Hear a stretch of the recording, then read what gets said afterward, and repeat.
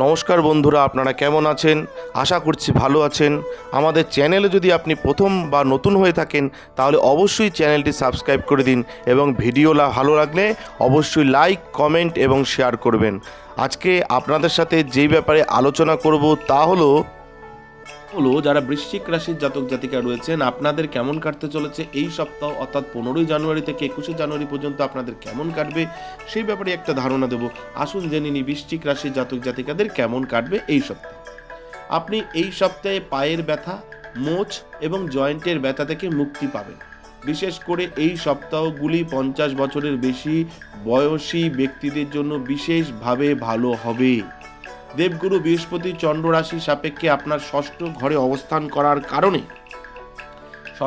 অবস্থান করার ফলে এই সপ্তাহে গ্রহ নক্ষত্রের গতিবিধি দেখা যাচ্ছে যে অন্যের কথা শুনে কোনো বিনিয়োগ করলে আর্থিক ক্ষতি প্রায় নিশ্চিত। অতএব অন্যের পরামর্শে আপনার অর্থ কোথাও বিনিয়োগ করা এড়িয়ে চলুন এবং আপনার বুদ্ধি ব্যবহার করুন।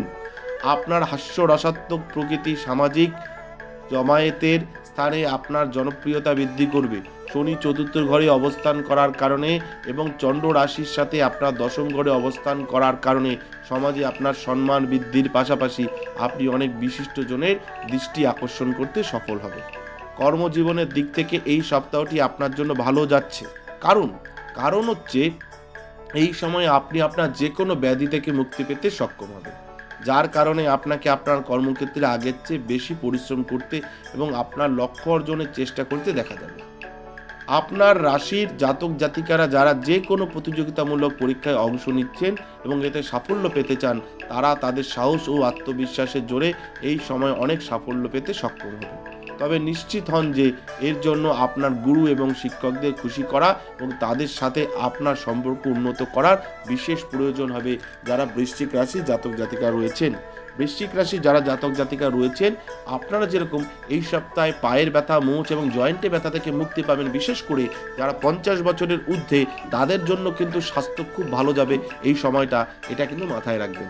এবং এই সপ্তাহে আপনাদের অন্যের পরামর্শ অর্থ কোথাও বিনিয়োগ করবেন না, এই ব্যাপারটা আপনাদের বলা হচ্ছে এবং আপনার বুদ্ধি ব্যবহার করুন, তাহলে দেখবেন নিজের সমস্যাগুলো সমাধান করতে পারবেন। ধন্যবাদ, ভালো থাকবেন।